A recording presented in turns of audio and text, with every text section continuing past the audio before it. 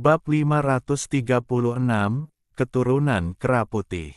Jika pencapaian terbesar Simu selama 3 tahun pengasingannya adalah penguasaannya terhadap 18 tongkat Tongtian, maka ia hampir menguasai ke-18 jurus teknik tongkat ini. Dengan raungan rendah, tongkat panjang Simu bersinar dengan cahaya hitam yang menyilaukan, dan tekanan yang mengerikan terpancar darinya. Saat berikutnya, sosoknya berputar, dan tongkat Ruyi di tangannya tiba-tiba berubah menjadi riam bayangan, seperti naga hitam yang menari liar di sekelilingnya. Seekor ular roh meludahkan lidahnya. Seekor burung yang lelah tahu untuk kembali. Seekor harimau ganas muncul dari sarangnya. Seekor naga tersembunyi bangkit dari jurang. Simu mengeksekusi 8 jurus pertama teknik tongkat dengan anggun. Untuk sesaat, bayangan binatang buas menempel pada tongkat itu, dan cahaya tongkat itu bagaikan gunung, momentum dan kekuatannya meningkat pesat. Dengan jentikan lengannya, tongkat Ruyi di tangannya memancarkan cahaya hitam yang cemerlang, menyapu dengan ganas dari kiri ke kanan. Sebuah bayangan hitam menembus udara, memancarkan jeritan yang mengerikan dan menusuk. Bayangan tongkat-tongkat itu tak hanya dahsyat dan mengerikan, tetapi juga berputar-putar naik turun dengan kecepatan yang memusingkan, membuat arahnya mustahil ditentukan. Sapu pasukan. Ini adalah jurus ke-9 dari teknik tongkat Tongtian. Teknik ini tampak seperti sapuan sederhana tongkat panjang, namun mengandung variasi halus yang tak terhitung jumlahnya. Lengan Simu bergerak, dan bayangan sapuan itu tiba-tiba melesat ke atas. Pusaran hitam pekat muncul dari tongkat Ruyi, dan udara dalam radius puluhan kaki bergejolak hebat, membentuk pusaran hitam raksasa yang menyapu bebatuan dan bongkahan batu yang tak terhitung jumlahnya, melemparkannya ke segala arah. Kekuatan untuk menarik gunung dan sungai. Bayangan tongkat yang tak terhitung jumlahnya muncul, membentuk gunung bayangan yang menghantam ke segala arah. Angin menyapu daun-daun yang berguguran. Mencapai langit. Gunung Tai menekan, mendaki gunung dan melintasi punggung bukit. Berdiri tegak dan gagah, tanda seru, angin menyapu daun-daun yang berguguran. Mengguncang bumi ke segala arah. Menjungkir balikkan, langit, seperti meteor yang mengejar bulan. Simu melancarkan 10 jurus terakhir 18 tongkat surgawi dengan keanggunan yang tak tergoyahkan, mulus tanpa henti, dan tanpa henti. Simu menerjang maju, tongkat Ruyi di tangan.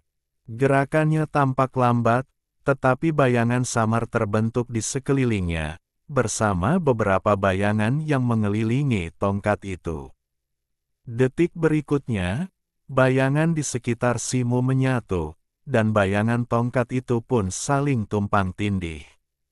Gelombang air hitam memancar dari ujung tongkat Ruyi. Di tempat tongkat itu menunjuk, sebuah gunung setinggi beberapa puluh kaki bergetar pelan, lalu, dengan dentuman keras, meledak, runtuh menjadi puing-puing. Sebuah gunung raksasa lenyap. Simu mengembuskan napas dalam-dalam, matanya berbinar terkejut. Kekuatan 10 jurus terakhir 18 tongkat surgawi melampaui imajinasinya yang terliar. Pada saat itu, sesosok makhluk roh terbang keluar dari kantong binatang roh dan mendarat di bahu Simu. Sosok itu adalah Cair. 3 tahun telah berlalu, dan Cair tampak hampir sama, hanya saja bulunya menjadi lebih cerah, dan matanya bersinar merah, seolah-olah memiliki substansi. Ngomong-ngomong, sejak Cair koma setelah meminum pil pemberi makan jiwa 3 tahun lalu, ia segera tersadar dan kultivasinya meningkat pesat. Melihat hal ini, Simu terus memberinya pil pemberi makan jiwa. Pil itu tampaknya sangat cocok untuk Chaier, dan tingkat kultivasinya terus meningkat. Meskipun kemampuan bertarungnya masih biasa-biasa saja, penglihatannya telah meningkat pesat. Situ, teknik tongkatmu akhirnya mencapai puncaknya. Jurus terakhir tadi, kurasa bahkan seorang pendekar alam surgawi biasa pun tak akan mampu menahannya, kata Chaier. Kau baru saja menguasai 18 tongkat surgawi. Masih jauh dari penguasaan penuh. Kalau tidak, jurus terakhir itu akan benar-benar tak terlihat dan tanpa bayangan, kata Simu sambil menggelengkan kepala. Setelah itu, ia terdiam. Ia sudah cukup puas dengan penguasaan 18 tongkat surgawi hingga tingkat ini setelah 3 tahun. Peningkatan lebih lanjut akan membutuhkan waktu yang lama untuk pemahaman bertahap dan penyempurnaan keterampilannya dalam pertempuran sungguhan. Saat ini, tantangan terbesarnya terletak pada kultivasinya. Ayo kembali ke gua. Simu melambaikan tangan dan memanggil mobil terbang bersayap hijau, terbang menuju gua dan segera tiba di sana. Di depan gua, semua pelayan berkumpul. Selamat kepada penguasa gua karena telah keluar dari retret dan kultivasi Anda telah meningkat pesat. Qi Feng, yang kini berada di depan, berbicara, dan yang lainnya juga berbicara serempak. Baiklah, tidak perlu ribut-ribut. Simu menggelengkan kepalanya tanpa daya dan berkata, semuanya bubar, Qi Feng, ikut aku. Setelah mengatakan ini, Simu berbalik dan berjalan masuk ke dalam gua. Para pelayan lainnya bubar, dan Qi Feng mengikuti Simu ke dalam gua. Selama saya retret, apakah semuanya berjalan normal di dalam gua? Tanya Simu di aula gua. Terima kasih kepada penguasa gua, semuanya berjalan lancar. Ini adalah catatan pemasukan dan pengeluaran dari berbagai tempat spiritual di dalam gua selama 3 tahun terakhir, silakan lihat.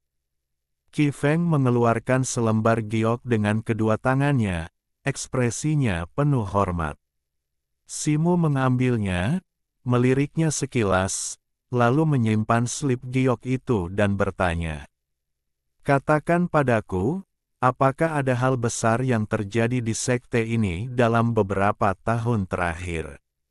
Tidak juga, tapi beberapa waktu lalu, ada rumor yang beredar tentang seorang pria bernama Zhao Jian yang dipromosikan menjadi murid senior bersama Anda, Master Istana, kata Qi Feng. Oh, berita apa itu? Tanya Simu, alisnya sedikit terangkat. Dikabarkan bahwa Zhao Jian adalah keturunan Raja Kera Putih, seorang tokoh kuat tak tertandingi yang pernah mendominasi wilayah bintang, dan memiliki garis keturunan murni Raja Kera Putih. Dia sekarang telah diterima sebagai murid pribadi oleh Master Suci Qinglan, kata Qi Feng. Simu terkejut mendengar ini, tetapi tidak terlalu terkejut. Dia mendapat firasat ketika pria ini melakukan transformasi Kera Putih selama kompetisi. Dia tidak pernah membayangkan bahwa pria ini akan diterima sebagai murid pribadi oleh Master Suci Qinglan. Tidak heran dia dibawa pergi oleh pemandu sekte. Simu mengetuk-ngetukkan jarinya dengan ringan di sandaran tangan kursinya, tenggelam dalam pikirannya. Zhao Jian tak diragukan lagi manusia, dan garis keturunan Kera Putih yang dibawanya diperoleh secara alami melalui pengalamannya sendiri. Mungkinkah, seperti dirinya, ia juga mewarisi garis keturunan yang ditinggalkan oleh Raja Kera Putih di tempat lain secara kebetulan. Namun, berdasarkan informasi yang tersedia saat ini, skenario ini tampaknya mustahil. Bagaimanapun, Zhao Jian dan Raja Kera Putih memang memiliki hubungan, tetapi pasti ada sesuatu yang mencurigakan. Baiklah, aku tahu semua ini, kau boleh turun. Simu memikirkan hal ini dan melambaikan tangan kepada Qi Feng. Qi Feng memberi hormat kepada Simu dan berbalik untuk pergi. Simu duduk diam di kursi, ekspresinya tampak ragu. "Situ, ada apa denganmu?" tanya Cayer. "Tidak ada, aku hanya merasa masalah ini agak aneh, seolah-olah tanah suci Qinglan sengaja menyebarkannya." Simu menggelengkan kepalanya dan berkata, meskipun ia masih belum tahu apa yang direncanakan orang-orang dari tanah suci Qinglan, dalam situasi seperti ini, ia bahkan takut mengungkapkan hubungannya dengan Patriark Kera Putih. Cayer menatap Simu dengan sedikit kebingungan, lalu menggelengkan kepala, melupakan pikirannya. Ia berjongkok di bahu Simu dan memejamkan mata. Simu akan mengurus semuanya, jadi ia tidak perlu khawatir sama sekali. Simu duduk di kamar sejenak, lalu berjalan keluar ke halaman. Hari sudah gelap, dan langit malam bertabur bintang, memancarkan cahaya redup. Simu menatap bintang-bintang, matanya berbinar. Bagaimanapun, memperkuat kekuatannya sendiri adalah yang terpenting. Sehari kemudian, di luar aula bintang surgawi, seberkas cahaya terbang dari jauh, mendarat di luar aula utama, menampakkan Simu. Ia menatap gerbang aula yang besar dengan sedikit emosi. Ini adalah kedua kalinya ia ke sini, selain saat kakak senior Ling Feng membawanya ke sini saat masuk. Bahkan sekarang, di luar aula utama, energi vital langit dan bumi masih luar biasa kaya, jauh melampaui energi vital guanya sendiri. Ini adalah tanah suci istana bintang surgawi. Siapa kau, dan apa yang kau lakukan di sini? Sebuah suara memanggil. Seorang pria parubaya dengan alis tajam dan mata cerah mendekat, tampaknya seorang penjaga. Simu menatap pendatang baru itu dan terkejut. Pria itu memancarkan aura yang kuat, makhluk tingkat surgawi sejati. "Saya Simu, dan saya ingin memasuki istana bintang surgawi untuk berkultivasi," kata Simu, sambil mengeluarkan Xuan Lingbi. Petik 2. Oh, kau murid tingkat tinggi dari alam tingkat kuning. Berkultivasi di istana bintang surgawi membutuhkan 2 poin Xuan Ling per hari, kata pria beralis tajam itu, melirik Xuan Lingbi milik Simu. "Saya akan berkultivasi di sini selama 6 bulan, kata Simu. Keterkejutan terpancar di wajah pria itu. Bagi murid biasa, 2 poin Xuan Ling per hari adalah biaya yang mahal, namun pria ini, seorang murid tingkat kuning, menuntut 6 bulan kultivasi. Asalkan poin Xuan Lingmu cukup, 6 tahun kultivasi sudah cukup. Ikuti aku masuk." Pria beralis tajam itu menatap Simu dalam-dalam, lalu melambaikan tangannya, mengeluarkan benda putih seperti token dan mengibaskannya ke Xuan Ling di Simu. Poin Xuan Ling di Xuan Ling di Simu langsung berkurang 360. Pria parubaya beralis tajam itu menyimpan tokennya dan berbalik untuk berjalan melewati gerbang utama. Simu mengikutinya masuk, melewati aula langit berbintang tempat ia sebelumnya tinggal, dan tiba di ruang gelap melingkar di dalamnya. Ruang itu luas, seluruhnya hitam, berdiameter 6 hingga 9 meter dan tingginya lebih dari 3 meter. Rune terukir di dinding, membentuk formasi misterius yang tak tertandingi. Beberapa lorong mengarah lebih dalam ke ruang itu, masing-masing ditandai oleh beberapa gerbang gua, yang tampaknya merupakan ruang-ruang batu. Masing-masing gerbang diberi nomor, dan jumlahnya ratusan. Di balik gerbang batu ini terdapat ruang-ruang terpisah, diberi nomor sesuai konsentrasi energi cahaya bintang. Semakin dekat ruangan ke depan, semakin kaya energi cahaya bintangnya. Namun, ada peraturan bagi murid yang menyewa ruangan ini untuk kultivasi. Murid tingkat kuning sepertimu hanya bisa menyewa ruangan antara 70 dan 100. Karena kau sudah lama menyewa, aku akan memberimu tempat yang lebih baik, ruangan 83, kata pria parubaya dengan alis setajam pedang. Setelah mendengar ini, Simu mengangguk, tentu saja setuju. Pria parubaya dengan alis setajam pedang itu membawa Simu ke pintu kamar batu nomor 83 dan mengeluarkan sebuah token putih. Seberkas cahaya melesat keluar dan mengenai pintu kamar batu itu. Pintu batu itu perlahan terbuka dan keduanya masuk. Wajah Simu sedikit berubah. Kamar batu itu persis seperti aula cahaya bintang di luar. Dipenuhi cahaya bintang di mana-mana dan memancarkan kekuatan cahaya bintang yang sangat kaya, seolah-olah berada jauh di dalam langit berbintang yang tak berujung. Energi spiritual, langit dan bumi juga luar biasa kaya, hampir mengembun menjadi kabut yang terlihat oleh mata telanjang. Selain itu, perabotan di bilik batu itu sangat sederhana. Hanya ada bantal hijau yang diletakkan di tanah di tengah bilik batu, dan tidak ada yang lain. Bab 537 Urgensi. Adik junior, berkultivasilah dengan baik di sini. Batasan di dalam ruang batu begitu dalam sehingga bahkan indera keilahian seorang makhluk tingkat Sein pun tak dapat menembusnya. Tak seorang pun akan mengganggumu.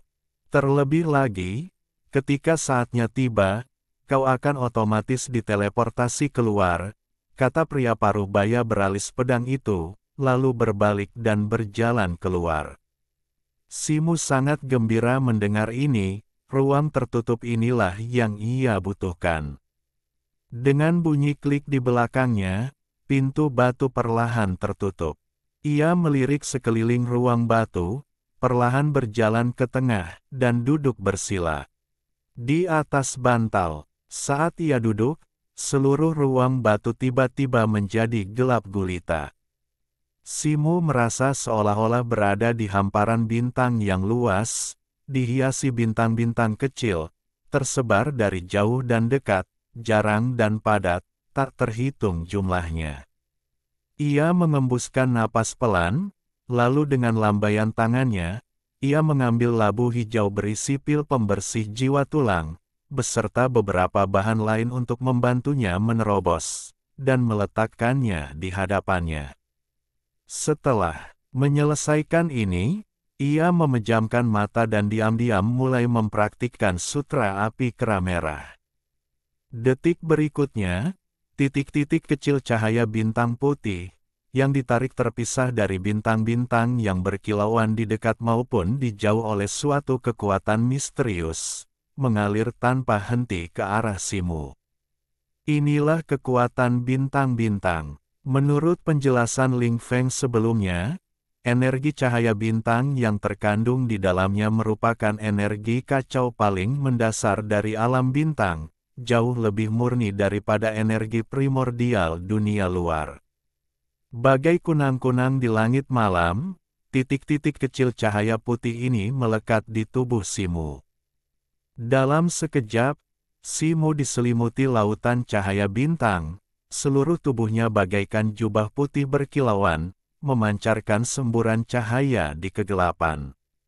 Simu dapat dengan jelas merasakan energi yang luar biasa kaya mengalir dari setiap bagian tubuhnya, memenuhi setiap meridian. Sensasi menyegarkan yang tiba-tiba menyapu dirinya, sensasi geli yang tak terlukiskan kenyamanannya.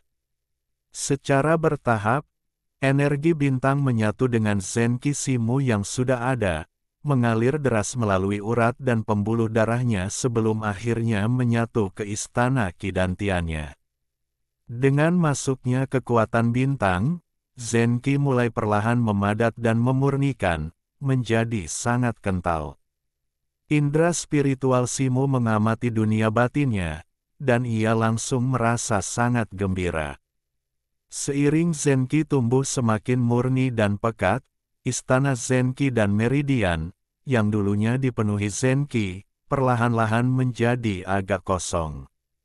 Namun, energi spiritual yang kaya dari dunia luar juga menyatu, perlahan mengisi kembali lautan spiritual dan meridiannya. 3 bulan berlalu dengan cepat. Suatu hari, Simo perlahan membuka matanya, seberkas cahaya kristal terpancar di wajahnya. Ia tersenyum tipis. 3 bulan kultivasi yang keras telah sangat menyempurnakan Zenki-nya, hampir menggandakan volume sebelumnya. Zenki yang kental di dalam lautan spiritualnya kini sepadat dan setebal merkuri. Dengan gerakan sesaat, sebuah kekuatan dahsyat meletus darinya, menciptakan riak dahsyat di dalam ruang batu. Pada saat ini, ki batin Simo melonjak sedikit, terus-menerus menekan hambatan tahap akhir, namun ia masih jatuh hanya sehelai rambut. Tanpa ragu, ia meraih labu hijau di depannya, menuangkan pil pembersih jiwa, dan menelannya dalam satu tegukan, bersamaan menelan suplemen lainnya. Beberapa cahaya spiritual yang berbeda meletus dari Simo, menelannya. Di dalam cahaya itu, auranya berangsur-angsur menguat. Hampir 3 bulan berlalu dalam sekejap mata. Suatu hari, suara seperti auman naga atau harimau tiba-tiba bergema dari bilik batu tempat Simo berbaring. Cahaya merah menyilaukan muncul di dalam bilik itu, dan di dalam cahaya itu, sesosok tubuh samar-samar terlihat. Gelombang ki yang kuat terpancar dari sosok itu, seperti air pasang yang deras, menyerbu bilik itu. Energi spiritual langit dan bumi tiba-tiba berputar dalam kekacauan, membentuk pusaran energi spiritual yang tak terhitung jumlahnya yang bahkan mencapai luar bilik. Di luar aula bintang surgawi, di sebuah ruangan, seorang pria parubaya dengan alis setajam pedang duduk bersila di atas tempat tidur, tubuhnya diselimuti oleh gumpalan cahaya hijau, bagaikan helaian sutra hijau. Ia jelas sedang mengembangkan teknik yang mendalam. Tiba-tiba, alisnya berkerut, dan ia membuka matanya. Fluktuasi energi spiritual yang begitu kuat. Mungkinkah salah satu murid sedang berjuang untuk alam surgawi? Pria dengan alis setajam pedang itu berdiri dan bergumam. Petik 2. Tidak, arah ini datang dari kamar batu 83. Itu murid berusia 100 tahun itu. Tapi kultivasi orang itu hanya di puncak alam bumi tengah. Mungkinkah terobosan ke alam bumi akhir menyebabkan fenomena surgawi seperti itu? Pria itu menutup matanya, merasakannya, dan menggelengkan kepalanya sambil bergumam. Fenomena aneh itu hanya berlangsung sesaat sebelum perlahan menghilang. Pria parubaya dengan alis setajam pedang itu sedikit mengernyit, lalu menggelengkan kepalanya, mengabaikan pikiran itu dan melanjutkan meditasinya. Masa sewa 6 bulan Simo berlalu dengan cepat. Di aula samping istana bintang surgawi, kilatan cahaya putih terbentuk, dan di dalamnya, Simo muncul. Ia kini diselimuti cahaya yang berkilauan, auranya sedalam samudra.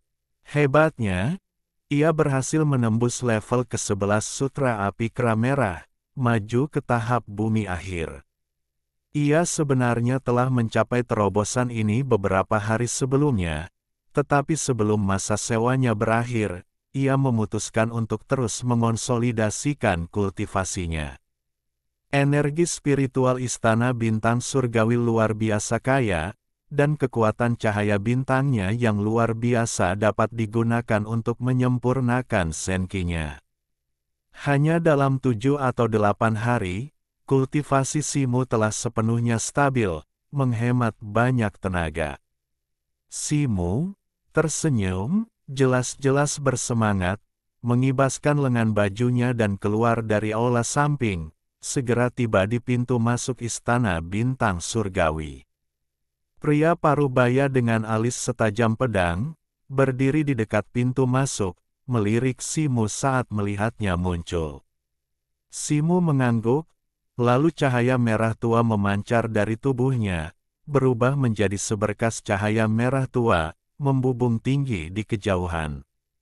Menarik, kekuatannya di tahap akhir Earth Rank. Mungkin tak kalah mengesankan dari beberapa murid berusia 1000 tahun. Gumam pria parubaya beralis pedang itu pada dirinya sendiri sambil menyaksikan Simu menjauh. Di depan kediaman Simu, Cair mengepakkan sayapnya dan terbang dari kejauhan, mendarat di bahu seorang pria parubaya bertubuh gempal bertopi bundar. Ki Gendut, kudengar situ sudah keluar dari tempat peristirahatan, kan? Tanya Cair buru-buru, bahkan sebelum ia mendarat. Tuan Kai sangat berpengetahuan. Kepala istana meninggalkan tempat peristirahatan pagi-pagi sekali, tetapi setelah kembali, beliau pergi ke pegunungan belakang tanpa sepatah kata pun dan belum kembali, kata Ki Feng. Petik 2. Situ itu benar-benar keterlaluan. Dia bahkan tidak keluar untuk menemuiku dulu. Kata Cair, agak tidak puas. Saat mereka berbicara, seberkas cahaya merah tua bersinar dari langit dan, dalam sekejap mata, mendarat di depan Ki Feng. Salam untuk kepala istana. Ki Feng buru-buru membungkuk, menyapanya dengan hormat. Simu mengangguk, sebuah isyarat untuk menyapa. Situ, akhirnya kau. Cair terpotong oleh gestur Simu sebelum ia sempat menyelesaikan kata-katanya. Cair, ikut aku. Tanpa ragu, Simu menyingsingkan lengan bajunya, dan sebuah kekuatan tak terlihat menarik Cair kembali ke pundaknya. Ia menuju gerbang rumah dan memasuki rumah utama dalam sekejap mata. Cair, aku harus menyendiri lebih lama lah. Kata Simu begitu memasuki rumah. Bukankah kau baru saja keluar dari pengasingan? Kenapa kau kembali lagi? Aku berharap kau akan membawaku ke Tong Liu Fang. Kata Cair, mungkin ada cukup banyak orang yang berlatih Suan Gong di sekte ini sekarang. Setahuku, ada Zhao Jian, yang diterima sebagai murid pribadi oleh Dewa Suci Qinglan. Aku tidak tahu berapa banyak lagi yang telah menjadi murid selama ribuan atau bahkan puluhan ribu tahun. Waktu hampir habis. Aku harus segera memahami formula rahasia untuk Suan Gong tingkat ketiga, kata Simu. Kera putih tua itu bukan orang yang mudah ditipu. Kau sudah bekerja keras untuk menemukan formula rahasia tingkat kedua, dan siapa yang tahu apa isi tingkat ketiga itu? Kurasa tidak ada gunanya bersusah payah seperti itu. Pergilah saja ke pavilion Wanfa dan kumpulkan poin Xuanling yang cukup untuk ditukarkan langsung. Kata Cair, aku sudah mempertimbangkan ini, tapi bukan hanya akan memakan waktu dan memengaruhi kultivasiku, tapi lebih dari 10.000 poin Xuanling juga jumlah yang signifikan. Lagi pula, mantra transformasi keempat nanti juga akan membutuhkan jumlah yang signifikan. Lagi pula, jika aku ingin mencapai tingkat surgawi, aku perlu menemukan teknik kultivasi baru. Teknik-teknik berharga di pavilion kitab suci juga membutuhkan poin Xuanling yang signifikan, kata Simu. Oh, itulah sisi buruk dari tanah suci ini. Semuanya membutuhkan poin Xuanling. Sungguh merepotkan. Situ, santai saja dan mundurlah. Fatiki dan aku akan mengurus urusan di mansion, kata Cair, mengepakkan sayapnya dan menepuk dadanya. Setelah Cair pergi, Simo pergi sendirian ke sebuah bilik batu di gunung belakang dan duduk bersila bermeditasi. Ia memejamkan mata, kesadarannya perlahan tenggelam ke dalam lautan kesadarannya. Cahaya keemasan berkelebat di lautan kesadaran, dan sesosok kecil keemasan, duduk bersila dengan mata tertutup, mengembun. Begitu sosok itu muncul, ia tiba-tiba membuka matanya, berdiri, dan berjalan menuju tongkat emas kecil yang diam-diam melayang di tengah lautan kesadaran. Setelah mengamati sejenak, sosok emas itu tiba-tiba mengangkat telapak tangannya. Sebuah mantra sihir diaktifkan di tangannya, melepaskan untaian benang halus yang melilit tongkat itu. Rune emas menerangi permukaan tongkat, dan tongkat itu sedikit bergetar, tetapi tidak terjadi apa-apa. Melihat ini, sosok emas itu tidak berhenti, terus mengaktifkan mantra sihir di tangannya, mengubah kesadarannya menjadi untaian benang halus yang melilit permukaan tongkat lapis demi lapis. Pada saat ini, permukaan tongkat itu bersinar dengan cahaya keemasan yang menyilaukan, berkedip-kedip tak menentu. Lingkaran riak emas pucat menyebar di permukaan tongkat. Sosok emas itu gembira karenanya. Namun, dalam sekejap, riak-riak itu tiba-tiba menghilang. Selanjutnya, rune emas di permukaan tongkat meredup, dan getaran tongkat mereda. Sosok emas itu sedikit mengernyit. Sebelumnya, setelah menyelesaikan tahap pertama kultivasi, ia berhasil memicu pembatasan tongkat dengan mengikuti prosedur ini. Oleh karena itu, karena ia telah berhasil menyelesaikan tahap kedua kultivasi dan kultivasinya meningkat satu tingkat, ia seharusnya telah memenuhi syarat pemicu. Ia mengitari tongkat emas, masih enggan menyerah, mengulangi teknik yang sama dari berbagai sudut. Namun, selain riak-riak sesekali, ia tidak menerima respons apapun.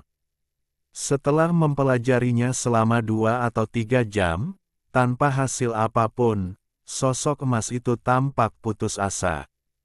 Ia duduk bersila di samping tongkat emas, kepala tertunduk berpikir sejenak. Tiba-tiba, sebuah pikiran terlintas di benaknya, dan ia segera berdiri. 2 sinar cahaya, satu hitam dan satu putih, bersinar dari tangannya, dan ia menekannya secara bersamaan ke tongkat emas. Pada saat itu, sesuatu yang tak terduga terjadi. Tongkat itu bergetar dengan suara berdengung. Kemudian, cahaya keemasan memancar dari tongkat emas itu, dan pusar. Abu-abu muda perlahan muncul, dari sana mengalir beberapa kabut abu-abu. Dengan satu gerakan, pusaran itu menyedot sosok emas itu ke dalam pusaran tanpa ragu. Bab 538, Mengambang dalam ekstasi. Ketika Simo sadar kembali, ia dikelilingi kabut abu-abu. Ia melihat sekeliling dan mendapati dirinya kembali berada di dunia berkabut abu-abu di dalam tongkat. Ini berarti ia akan menghadapi ujian dari Patriark Kera Putih. Ia tidak tahu apa yang akan terjadi dalam ujian ini, tetapi ia telah bertekad, terlepas dari kesulitan atau musuh yang tangguh, ia akan berhasil. Kali ini, jika aku tidak berhasil, aku akan mati. Begitu pikiran-pikiran ini terlintas di benak Simo, kabut abu-abu di sekitarnya tiba-tiba melonjak hebat. Sebelum ia sempat berpikir, ia sepenuhnya ditelan olehnya. Pandangannya kabur, dan kakinya tiba-tiba menginjak udara kosong, membuatnya jatuh terguling-guling seperti di atas awan.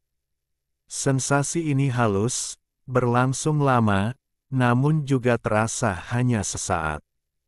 Tiba-tiba, seolah-olah Awan telah terbelah dan matahari bersinar, penglihatannya tiba-tiba menjadi jelas. Simo mengumpulkan kesadarannya dan mendapati dirinya berada di dunia yang benar-benar baru. Di hadapannya kini terbentang pegunungan yang luas, diselimuti kabut dan pepohonan hijau yang rimbun. Di dalamnya, puncak-puncak yang tak terhitung jumlahnya menjulang silih berganti, dan ratusan air terjun putih mengalir deras bagai sabuk giok. Puluhan pelangi warna-warni menggantung di puncak-puncaknya, bagaikan jembatan lengkung warna-warni, membentang di antara air terjun dan menghubungkan puncak-puncaknya. Simo memandang sekeliling dan melihat puncak-puncak yang diselimuti kabut bambu dan kabut willow, dengan tanaman herbal dan jamur abadi tumbuh di mana-mana. Kawanan burung bangau terbang di angkasa, dan monyet-monyet melompati hutan di antara puncak-puncak. Rusa warna-warni berlarian di mana-mana, dan burung-burung langka dari segala warna berkicau bebas. Pemandangan itu bagaikan lautan kabut dan negeri dongeng. Tanpa sadar ia mengangkat kakinya, dan begitu melangkah, awan putih terbang dari udara dan mendarat di kakinya. Simo tertegun sejenak, lalu melangkah ke awan dan berdiri di sana. Tiba-tiba, ia merasakan tubuhnya menjadi ringan, dan awan itu mengangkatnya ke angkasa. Ia terbang menembus langit di atas awan putih, angin sepoi-sepoi membelai telinganya saat ia menikmati pemandangan menakjubkan di bawahnya. Pikiran dan tubuhnya tak pernah terasa sesantai ini, momen penuh sukacita dan kepuasan murni. Saat itu, suara lonceng dan lonceng tiba-tiba bergema dari langit, diselingi dentingan alat musik gesek.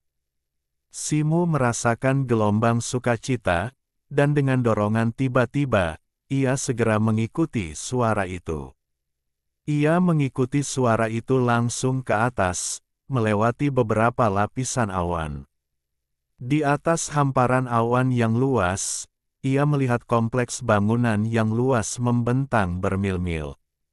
Dari sana, alunan musik surgawi yang anggun memancar. Kompleks itu diselimuti cahaya keemasan pucat. Dari rune kompleks yang sesekali muncul di atasnya, dan aura hikmat yang samar-samar terpancar, jelas bahwa itu adalah formasi pelindung yang sangat kuat.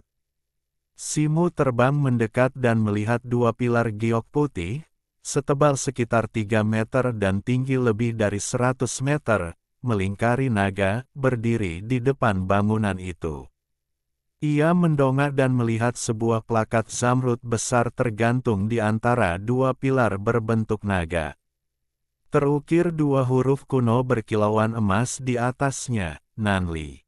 Simo baru saja mulai bertanya-tanya ketika sekelompok wanita muda yang anggun tiba-tiba terbang keluar dari kompleks dan menari ke arahnya. Mengenakan jubah warna-warni, bahu mereka sedikit terbuka, mereka secantik peri, keanggunan mereka seanggun anggrek. Saat mereka mendarat di samping Simo, mereka semua membungkuk dan berkata dengan hormat, "Tuan, yang lain telah lama menunggu Anda. Silakan ikuti kami." Suara mereka merdu dan halus. Tanpa menunggu jawaban Simo, para wanita berjubah itu berbalik dan memimpin jalan. Simo mengikuti mereka ke pintu di antara pilar-pilar giok berbentuk naga, melewati koridor-koridor giok yang berkelok-kelok, menyeberangi jembatan-jembatan berukir, dan akhirnya tiba di sebuah istana yang menjulang tinggi. Selama perjalanannya, yang dilihatnya hanyalah giok berkaca, yang didengarnya hanyalah musik surgawi, dan yang dilewatinya hanyalah peri-peri dari 9 langit. Kemegahan pemandangan itu membuatnya takjub. Istana di hadapannya bahkan lebih megah lagi. Setiap balok terbuat dari kayu awan ungu, bertatahkan emas, giok, dan batu permata. Tirai yang menggantung di atasnya ditenun dari benang emas warna-warni. Kemegahannya sungguh tak terlukiskan. Di tengah istana terbentang kolam persegi panjang, selebar kurang lebih 3 meter.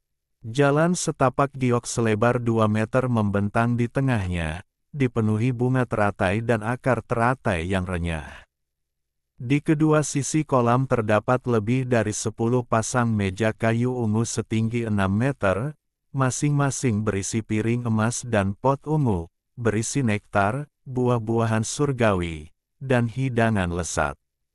Di balik meja-meja rendah ini duduk puluhan pria, masing-masing berpakaian berbeda, mengobrol dan mengobrol satu sama lain, wajah mereka berseri-seri dengan senyum. Di dinding tengah istana terdapat mutiara giok seukuran kepala manusia. Di bawahnya terdapat layar emas 4 kali lipat, setinggi kurang lebih 30 cm. 9 naga dan 9 burung phoenix, saling bertautan dan menari, membangkitkan kemegahan yang tak terukur. Di depan layar terdapat kursi utama istana, yang di atasnya terdapat kursi emas berhias naga melingkar dan meja emas berukir naga dan burung phoenix. Di belakang meja duduk seorang lelaki tua kurus bak orang bijak berwajah ungu dan berkumis 3 putih, mengenakan jubah Tao Bagua. Melihat kedatangan Simu, kerumunan berdiri menyambutnya, memanggilnya, saudara dan saudari terkasih, dan menuntunnya dengan akrab ke tempat duduk di belakang meja dekat kursi utama. Simu awalnya skeptis, tetapi melihat suasana yang damai dan ramah, ia pun duduk tanpa ragu. Tak lama kemudian, tanpa musik atau nyanyian, istana pun riuh dengan alunan musik yang merdu. Lebih dari selusin peri cantik, dengan pakaian mereka yang berkibar bak pita, turun dari udara. Kaki mereka yang ramping bak giok mengetuk lembut air di kolam istana, dan mereka menggoyangkan pinggang mereka yang ramping dalam tarian yang indah. 2 peri lagi menghampiri Simu, menuangkan sekaleng anggur berkualitas dan menambahkan beberapa buah peri serta hidangan lesat. Sambil menikmati buah dan mengagumi tariannya, ia merasakan kenikmatan yang luar biasa. Matanya melayang, seolah-olah ia telah kehilangan jejak waktu dan dunia, hanyut dalam pengalaman itu. Waktu berlalu begitu cepat. Simu dengan santai mengangkat kaleng anggur dari meja, menundukkan kepala, dan mendekatkan bibirnya ke kaleng itu. Tepat saat ia hendak minum, matanya tak sengaja bertemu dengan anggur itu sendiri. Pantulan anggur itu tampak seperti kabut abu-abu, sekilas tak ada ukiran balok, bangunan yang dicat, atau batu giok atau batu permata. Jantung Simu tiba-tiba berdegup kencang, dan secercah kejernihan melintas di benaknya, tetapi kemudian sedikit rasa mabuk menyelimutinya. Ia tiba-tiba berdiri, melempar gelas anggur ke tanah, dan berteriak. "Siapa kau? Beraninya kau menipuku untuk datang ke sini?" Saat Simu berbicara, istana tiba-tiba hening, dan mata semua orang tertuju padanya. "Mengapa kau begitu marah, wahai makhluk abadi? Silakan duduk dulu, dan jangan bersikap tidak sopan." Beberapa peri berjubah warna-warni segera mengelilinginya, semilir angin harum mereka berhembus di sekujur tubuhnya. Mereka dengan lembut menarik lengan baju Simu dan membisikkan kata-kata yang menenangkan. Petik 2. Duduklah, wahai makhluk abadi. Di hari yang begitu indah, bukankah akan menyenangkan menikmati buah-buahan dan anggur? Abadi ini, jangan marah, beberapa peri lainnya datang membujuknya. Pikiran Simu kembali kacau saat ia mendengarkan suara-suara ini, tetapi ia segera menggigit lidahnya, mengibaskan lengan bajunya, dan mendorong orang-orang yang berkumpul di sekitarnya. Jika kau tidak menerima roti panggangku, kau harus minum untuk itu. Tetua berjubah Tao di kursi utama tiba-tiba meraung, mengangkat telapak tangannya dan menyerang Simu. Sebuah tangan emas raksasa muncul dari udara tipis, melonjak dengan hembusan udara dan membawa kekuatan yang luar biasa saat menebas ke arah Simu. Simu menyaksikan gerakan tangan emas itu melenyapkan semua suara, semua pemandangan, bahkan para peri dan makhluk abadi menjadi kabur sebelum lenyap. Rasanya seolah-olah tidak ada yang lain di antara langit dan bumi, hanya menyisakan telapak tangan di hadapannya. Ia bahkan bisa melihat garis-garis tangan emas itu. Dengan teriakan pelan, Simu mengangkat tangannya, dan dua bola cahaya, satu putih dan satu hitam, menyala dari tangan kiri dan kanannya. Ia mati-matian menerjang tangan emas itu.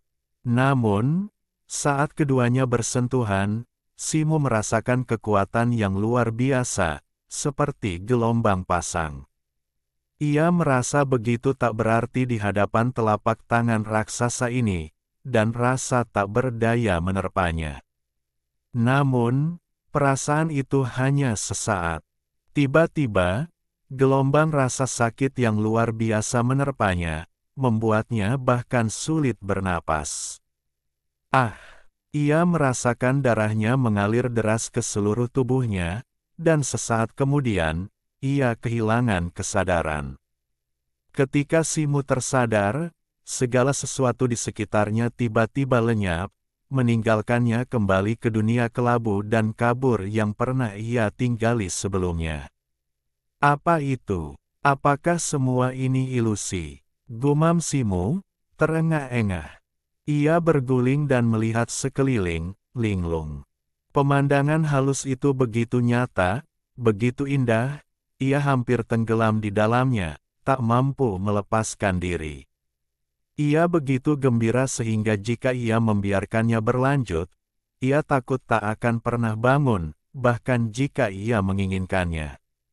Memikirkannya kembali, ia masih merasakan ketakutan yang membayangi.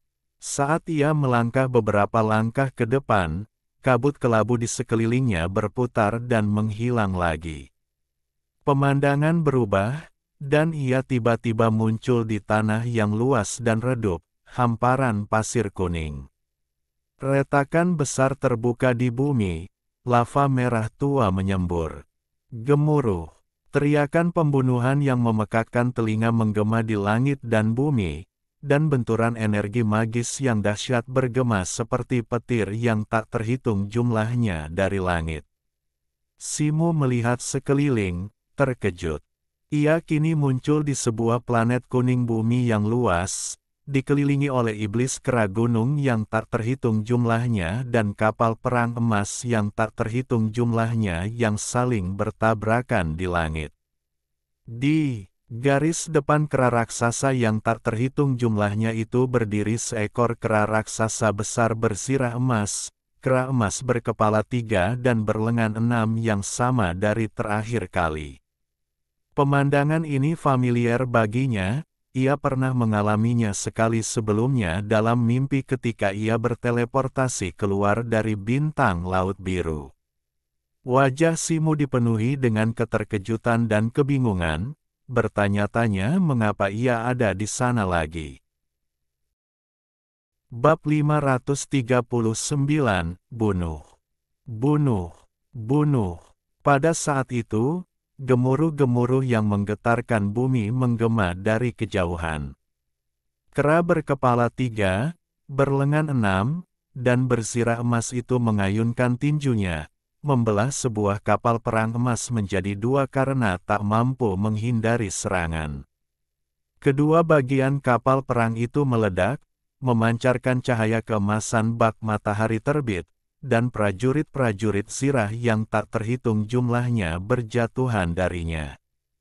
Kera itu tiba-tiba mengayunkan lengannya yang lain, permukaannya berkilauan dengan cahaya putih. Para prajurit sirah itu langsung hancur menjadi debu dalam aura, bahkan sebelum mereka sempat berteriak. Seiring suara genderang yang berdentuman di kejauhan, 3 atau 4 kapal perang tiba-tiba mendekat, dan sinar-sinar cahaya keemasan meletus dari mereka, melesat ke arah kera itu. Sinar-sinar emas yang kuat ini mendarat di baju zirah emas kera itu, memancarkan semburan cahaya keemasan sebelum menghilang, hanya menyisakan bekas putih samar di baju zirah itu. Namun, kera-kera raksasa di sekitarnya tak seberuntung itu. Dengan setiap sinar keemasan, serangkaian ratapan bergema. Kera raksasa berbaju zirah emas itu, dengan wajah penuh amarah, mengangkat kepalanya dan meraung liar. Tiba-tiba, seolah merasakan sesuatu, kepala tengahnya menoleh ke belakang, tatapannya menembus kerumunan kera raksasa yang tak terhitung jumlahnya dan mendarat di Simu.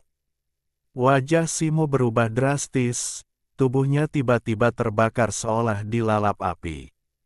Ia mencoba berbicara, tetapi tenaganya tak terkuras.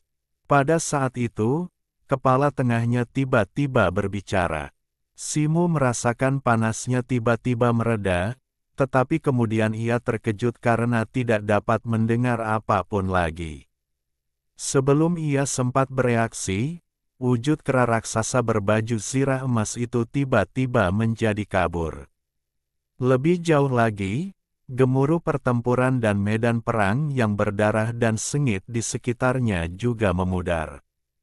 Ia ngeri, tetapi ia tidak bisa menggerakkan satu otot pun. Pada saat itu, seluruh ruang tiba-tiba meletus dengan cahaya terang yang menyilaukan. Ketika cahaya itu memudar, ia mendapati dirinya berada di ruang gelap gulita. Kegelapan yang tak berujung, dalam dan tak berdasar, terasa seperti kedalaman neraka, membangkitkan rasa takut yang tak terjelaskan. Namun, ruang gelap gulita itu tidak kosong. Simu melirik sekeliling dan tiba-tiba melihat seekor kera putih muda berbekas luka tak jauh di belakangnya. Kera itu memang seekor kera muda, tetapi sebenarnya, ia lebih tinggi dari Simu, hampir 2 kali tingginya. Tubuhnya dipenuhi luka-luka mengerikan, dan darah hampir menodai bulu putihnya hingga merah. Kemudian, Simu ngeri mendapati mata kera muda itu telah dicungkil, meninggalkan 2 lubang kosong berdarah yang terus mengeluarkan darah, pemandangan yang mengerikan dan mencekam. Bunuh, bunuh, bunuh, bunuh semua makhluk abadi di surga dan rebut harta karunku. ... Bunuh, bunuh, bunuh. Bunuh semua makhluk abadi di surga dan rebut harta karunku. Kera putih muda itu tidak menunjukkan reaksi apapun terhadap kemunculan Simu, seolah-olah tidak menyadari kehadirannya.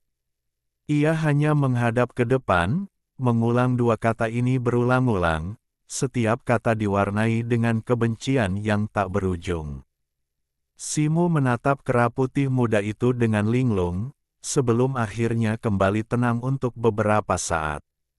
Surga, makhluk abadi. Ia mengerutkan kening, bingung, kata-kata itu tak meninggalkan ingatan. Ia melihat sekeliling, masih gelap gulita, tanpa ujung yang terlihat. Simu mengerutkan kening, diam-diam menjauh dari kera putih muda itu, menuju ke kejauhan. Tempat ini tampak aneh, lebih baik mencoba memahami situasinya terlebih dahulu. Meskipun kera putih muda itu terluka parah, auranya masih jauh melampaui auranya sendiri, dan aura berdarah yang mengerikan masih menyelimutinya, membuatnya gemetar ketakutan. Namun, ia baru saja berjalan jauh ketika sebuah kekuatan tak terlihat tiba-tiba muncul di depannya, menyelimutinya. Simu merasakan pandangannya kabur dan tubuhnya terasa ringan. Sesaat kemudian, ia secara aneh muncul kembali di depan kera putih itu, dalam posisi yang sama seperti ketika ia baru saja muncul. Wajahnya berubah, dan ia bergegas menjauh dari kera putih itu. Kera putih itu terus menatap kosong ke depan, mengulangi 2 kalimat yang sama, tanpa memperhatikan Simu, yang membuatnya merasa lega. Simu mengerutkan kening dan melihat sekeliling. Setelah beberapa saat, ia mengubah arah dan berjalan pergi. Kali ini, ia sengaja memperlambat langkahnya, berjalan sangat pelan. Namun, baru 12 langkah, kekuatan tak terlihat itu muncul lagi di hadapannya. Simu berteriak, dan cahaya merah memancar dari tubuhnya, mencoba melawan kekuatan itu. Namun, kekuatannya bagaikan semut yang mencoba mengguncang pohon, dan dengan mudah ditelan oleh kekuatan tak terlihat itu. Pandangannya kabur, dan ia terteleportasi kembali ke sisi kera putih. Apa yang terjadi? Simu melihat ini, merasakan gelombang kecemasan. Namun hatinya kuat, dan ia tak mau menyerah. Selama beberapa menit berikutnya, ia terus mencoba ke berbagai arah, berusaha melawan atau menghindari kekuatan tak terlihat itu. Ia mencoba lebih dari 100 kali, ke segala arah, tetapi hasilnya selalu sama. Ia menatap kehampaan hitam di hadapannya, alisnya berkerut. Setelah beberapa saat, ia berbalik menatap kera putih muda itu, ragu-ragu, lalu berjalan mendekat. "Hei, siapa kau? Kenapa kau di sini?" Simu ragu-ragu, lalu berteriak kepada kera putih muda itu. Kera putih muda itu tidak menyadari panggilan Simu, masih menghadap ke depan, menggumamkan kata-kata tentang bersumpah untuk membunuh pengadilan surgawi. "Tidak bisakah kau mendengarku? Di mana tempat ini? Apakah kau juga terjebak di sini?" Simu mengerutkan kening, melangkah mendekat, dan berteriak. Kera putih itu masih tidak menunjukkan reaksi apapun terhadap kata-kata Simu. Kera putih muda ini tampak buta. Apakah ada yang salah dengan telinganya? Pikir Simu dalam hati. Ia kini berdiri di hadapan kera putih muda itu, tatapannya tertuju pada wajahnya, ekspresinya tiba-tiba berubah. "Kau," ia ternganga. Meskipun wajah kera putih itu berlumuran darah, raut wajahnya samar-samar menyerupai leluhur kera putih. Pikiran Simu tergerak, teringat kera putih muda yang muncul dalam mimpinya. Ia bertanya dengan keras, "Apakah kau leluhur kera putih?" Kera putih muda itu masih tidak menunjukkan reaksi apapun. Mata Simu berkedip-kedip, seolah sedang merenungkan sesuatu. Setelah jeda yang lama, ia menarik napas dalam-dalam, melangkah mendekati kera putih muda itu, dan mengulurkan tangan untuk menyentuhnya. Telapak tangannya menyentuh tubuh kera putih itu, lalu langsung menembusnya, menghilang ke dalam tubuh kera itu seolah-olah menyentuh udara. "Ini ilusi." Simu terkejut. Pikirannya kembali ke kera hijau yang ditemuinya terakhir kali ia berteleportasi keluar dari bintang laut biru dan jatuh ke dalam ilusi. Mungkinkah itu juga jejak ingatan spiritual leluhur kera putih? Simu merenung, menatap kera putih muda itu. Ia mencoba beberapa kali lagi, dan kera putih di hadapannya memang hantu. Namun, ilusi ini terasa sangat nyata, bahkan memancarkan riak aura, tak bisa dibedakan dari manusia sungguhan. Bahkan tingkat kultivasi Simu pun menipunya. Berbeda dengan kera hijau, kera putih di hadapannya ini sama sekali tidak komunikatif.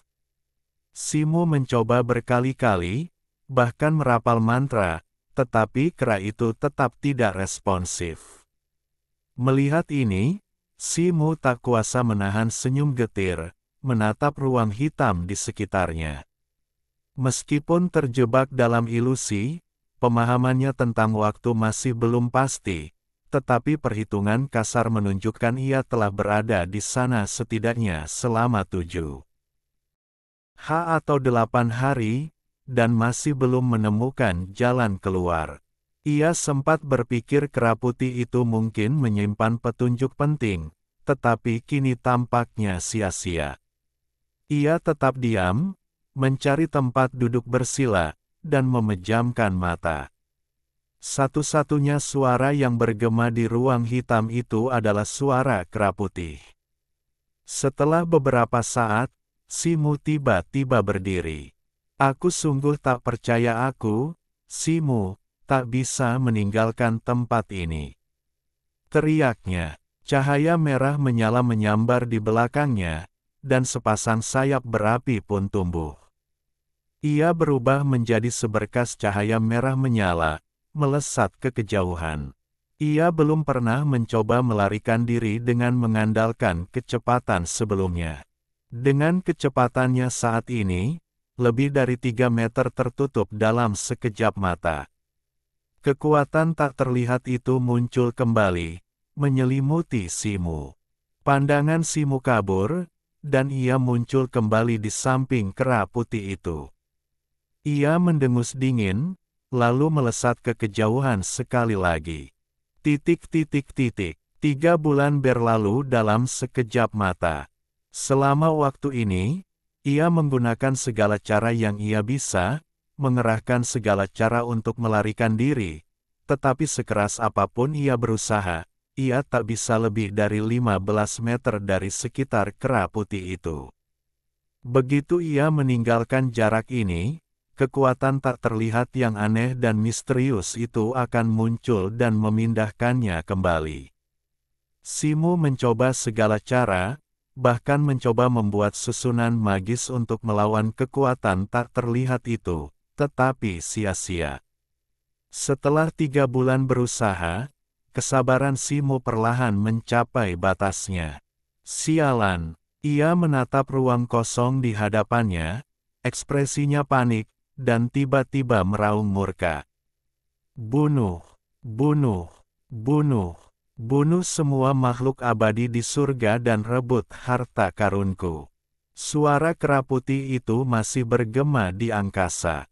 Suara yang awalnya membuatnya takut kini tak lagi terasa sama, hanya rasa jengkel. Kau terus mengulang 2 kalimat yang sama ini berulang-ulang. Sekalipun kau tidak jengkel, aku jengkel.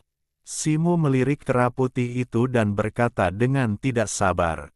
Namun ia berhenti di tengah kalimat, ekspresinya membeku, matanya berkilauan seolah sedang memikirkan sesuatu. Sosok Simu berkelebat, dan sesaat kemudian ia muncul di hadapan kera putih itu. Ia bersujud 3 kali, mengangkat 1 telapak tangannya.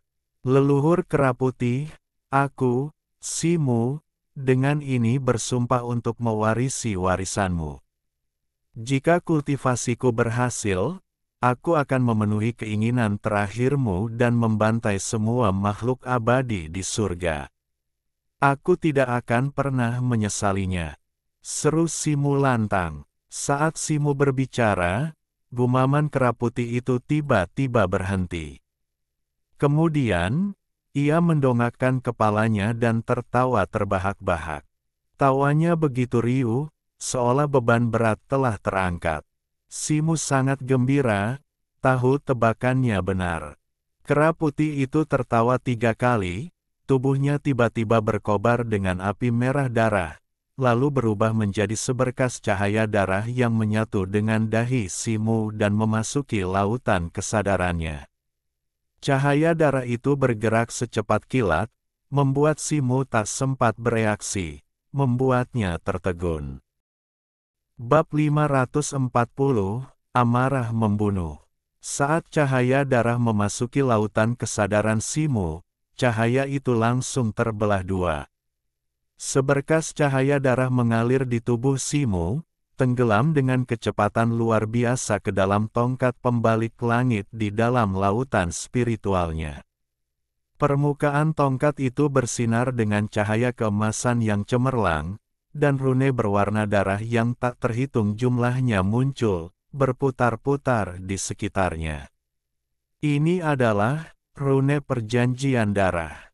Simu, yang telah belajar di tanah suci Qinglan selama bertahun-tahun, telah bersentuhan dengan rune melalui perannya sebagai Master Rune, dan samar-samar mengenali rune berwarna darah ini sebagai bentuk sihir perjanjian darah kuno.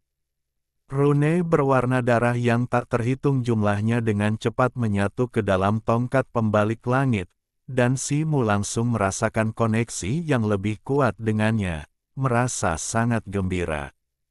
Namun, seberkas cahaya darah lainnya tetap berada di dalam lautan kesadarannya.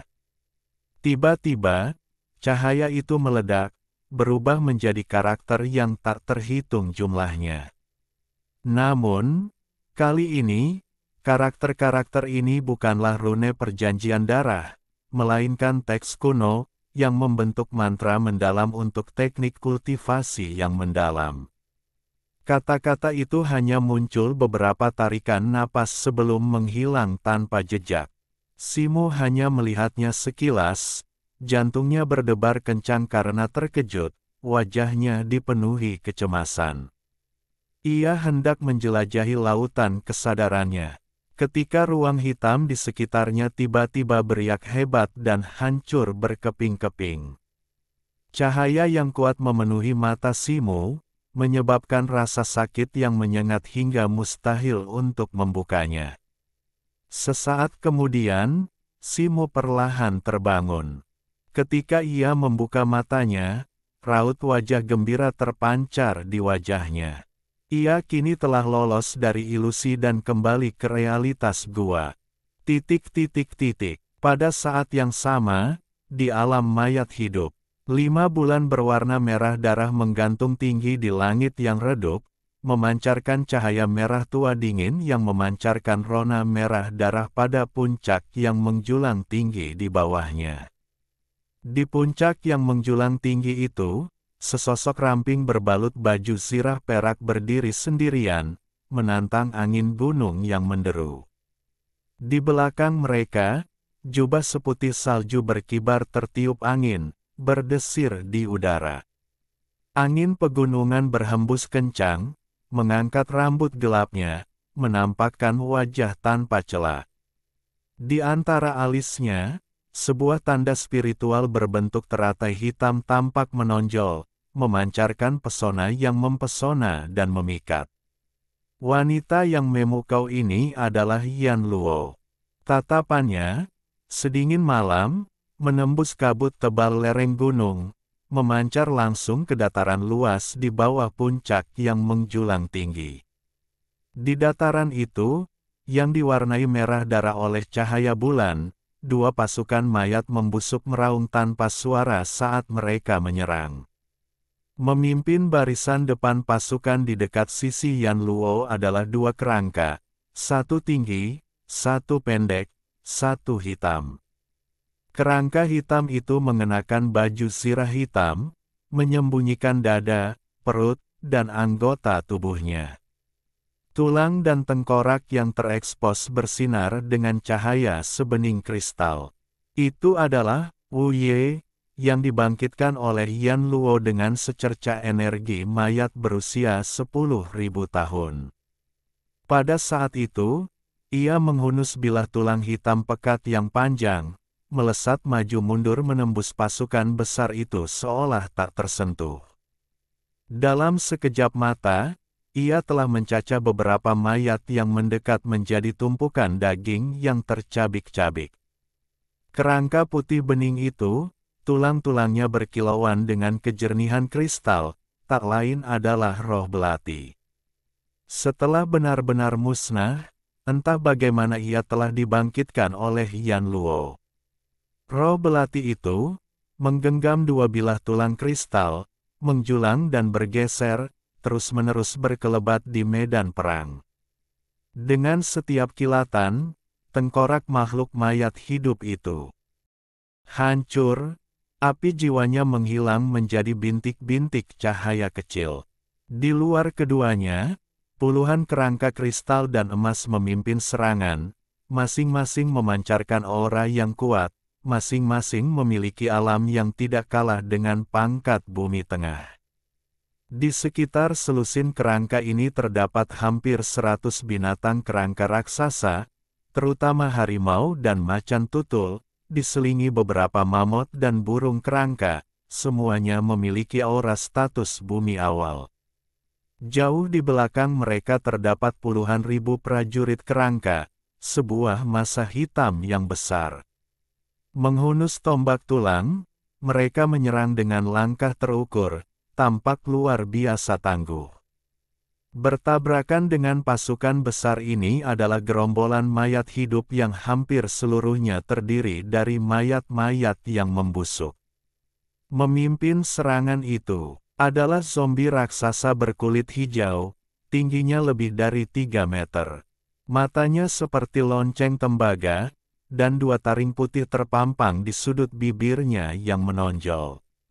Di tangannya, ia memegang tongkat bertaring serigala yang diselimuti energi hitam. Dengan satu ayunan, ia dapat menghancurkan puluhan prajurit kerangka menjadi berkeping-keping.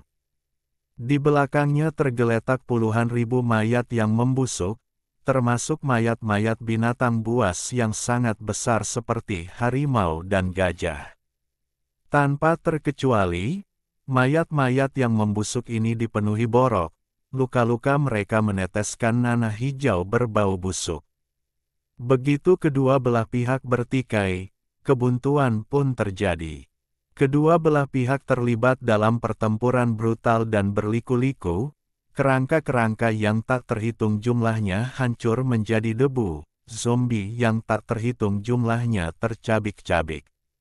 Yan Luo berdiri di puncak gunung yang luas dan sunyi, mengamati pertikaian di bawah dengan ekspresi datar, matanya kosong tanpa emosi. Tiba-tiba, ia merasakan jantungnya berdebar kencang. Serangkaian gambaran yang terfragmentasi berkelebat di benaknya, istana-istana megah, medan perang yang mengerikan, senyum yang tak tertandingi, dan cemberut yang mengerikan. Hingga, pada akhirnya, hanya serangkaian rune merah darah yang tersisa, sekilas di benaknya. Ah! Geram Yan Luo, mencengkeram erat tangannya ke dada. Sesaat kemudian, ia tiba-tiba mengangkat kepalanya, matanya berkobar amarah. Dengan gigi terkatup, ia melontarkan 2 kata. Surga, istana. Begitu ia mengucapkan kata-kata itu, tubuh Yan Luo bergetar, dan luapan amarah yang tak terkendali menggelora dalam dirinya. Ia tiba-tiba melangkah maju, dan bagaikan batu, ia jatuh terjerembab di tebing. Dengan suara, bang, yang menggelegar, sosok Yan Luo yang tampak ramping terjun dari puncak gunung setinggi ratusan kaki, menghantam tanah dengan keras. Sebuah kawah bundar raksasa, berdiameter sekitar 3 meter, langsung terhempas ke tanah. Asap yang mengepul dan hembusan udara mengangkat para prajurit kerangka di sekitarnya ke udara. Kedua pasukan yang bertempur itu terkejut dan serentak melirik ke arah ini. Dari kawah, seberkas cahaya perak bersinar, dan sesosok tiba-tiba muncul, menerjang gerombolan mayat hidup yang membusuk. Wu Ye, yang mengenakan zirah hitam, dan Biling yang tembus pandang saling bertukar pandang, lalu serentak menatap cahaya perak itu. Api jiwa mereka berkobar di mata mereka. Cahaya perak itu, bagaikan tombak perak, menembus ratusan makhluk mayat hidup, meninggalkan lubang selebar setengah meter di setiap makhluk. Keributan meletus di antara pasukan mayat. Beberapa badak raksasa mirip unicorn, masing-masing setinggi sekitar 3 meter dan diselimuti baju besi tebal, bersinar dengan cahaya kuning tanah dan menyerbu dengan kecepatan penuh, menuju cahaya perak itu. Cahaya perak itu bahkan tak berusaha menghindar, tiba-tiba berubah arah dan melesat lurus ke arah unicorn raksasa itu. Bang, bang, bang. Beberapa suara teredam bergema, dan gumpalan darah hijau menghujani dari udara. Beberapa tanduk putih raksasa patah dan jatuh ke tanah. Segera. Setelah itu, unicorn raksasa itu roboh satu demi satu, tubuh mereka yang besar tertusuk lubang berdarah di dahi mereka, pemandangan yang mengerikan. Saat unicorn raksasa itu jatuh, cahaya perak itu lenyap, menampakkan Yan Luo, menggenggam tombak tulang kristal di satu tangan. Ah! Mayat gading terdepan, yang sebelumnya terlibat dalam pertempuran dengan 3 raksasa tulang putih, tiba-tiba berbalik, membuka rahangnya, dan meraung ke arah Yan Luo. Dari mulutnya yang berdarah, kabut hitam tebal menyembur keluar, berputar ke arah Yan Luo seperti pusaran. Kemanapun kabut hitam itu lewat, tak hanya para prajurit kerangka itu jatuh menjadi debu tulang, tetapi bahkan beberapa binatang buas raksasa yang membusuk melihat api jiwa mereka langsung padam, tubuh mereka membusuk dan jatuh ke tanah mati. Yan Luo menyaksikan pemandangan ini, wajahnya yang cantik masih sedingin es, amarahnya seakan tak terpadamkan. Kemudian, dengan jentikan tombak tulang di tangannya, tirai cahaya perak muncul, menyelimuti tubuhnya seperti perisai. Kabut hitam yang berputar-putar itu tiba seketika, menghantam tirai dengan keras. Tirai yang tampak tipis itu hanya bergetar sedikit sebelum akhirnya stabil dan tak bergerak. Yan Luo mendengus dingin, menusukkan tombak tulangnya ke depan dan melangkah. Ia sekali lagi berubah menjadi seberkas cahaya dan melesat, tiba di depan raksasa bertaring itu dalam sekejap mata.